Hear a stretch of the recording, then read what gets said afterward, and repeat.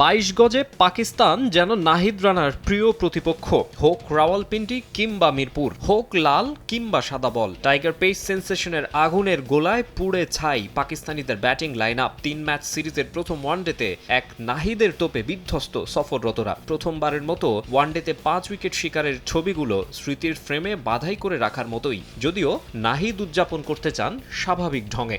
চেষ্টা করবো যে কেমনে এই জিনিসটা লং টাইম ধরে রাখা যায়। আমি তখন উইকেট পাচ্ছিলাম এবং তখন আমার বোলিং তাদের জন্য খেলার সমস্যা হচ্ছিল, তো আমি এই জিনিসটা লং টাইম কন্টিনিউ করার চেষ্টা করছিলাম। 6 ম্যাচের ওয়ানডে ক্যারিয়ারে প্রথম ফাইফার। মিরপুরের স্পিনারদের রাজত্বেই এমন সাফল্যের পেছনে সতীর্থদের ভূমিকার কথা জানান এই পেসার। ফিজ ভাই এবং তাসকিন ভাই বোলিং করতেছিল, সো তাদের সাথে কথা বলতেছিলাম মাঠের মধ্যে যে ভাই উইকেটে কী হতেছে না হতেছে। তো সো তারা তখন বললো যে উইকেটে হিট করলে কিংবা একটা জায়গাতে লাইন মেনটেন করলে ব্যাটসম্যানদের জন্য ডিফিকাল্ট খেলা। ক্যাপ্টেনেরও প্ল্যান ছিল, শান্ত ভাইয়েরও প্ল্যান ছিল, কারণ তারা ধরেন অনেকদিন থেকে ওডিআই ক্রিকেট খেলে আসছে, তাদের অনেক এক্সপিরিয়েন্স।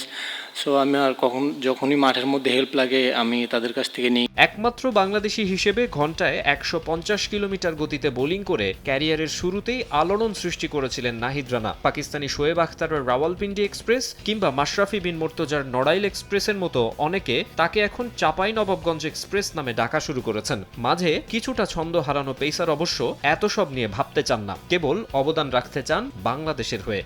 আমি নিজেকে কোনো ব্র্যান্ড মনে করি না, আমি মনে করি একটা নর্মাল মানুষ, এবং আমি চেষ্টা করি যে কেমনে আমি ভালো পারফর্ম অফার দিতে পারবো। যখনই দেশের হয়ে খেলতেন, আমি বাইরে হোক দেশে হোক সবসময় চেষ্টা করি যে নিজের সর্বোচ্চটা দিয়ে টিমকে জেতানো। অনেকদিন পরে ওডিআই ম্যাচ আমরা বিসিএল খেলছি, তো আমাদের বিসিএল টুর্নামেন্টটা প্রিপারেশনের জন্য অনেক কাজ দিয়েছে। টাইগারদের ড্রেসিং রুমে যখন হাসি মুখ, পাকিস্তানিদের চোখে মুখে রাজ্যের হতাশা। টি-20 বিশ্বকাপ ব্যর্থতার পর ঢাকা সফরে 3 ম্যাচ ওডিআই সিরিজও শুরু হলো বড় ব্যবধানে হেরে। কি করবেন যেন বুঝে উঠতে পারছেন না men in green coach.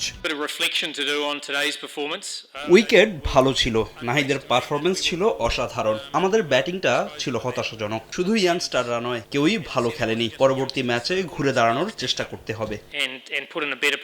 2027 one day বিশ্বকাপে সরাসরি কোয়ালিফাই করতে এখনও নানা সমীকরণ রয়েছে মিরাজদের সামনে। এমন জয় নিশ্চয়ই স্বস্তি দিচ্ছে সিমন্সের শিষ্যদের। মাকসুম আলম খান, সময় সংবাদ, ঢাকা।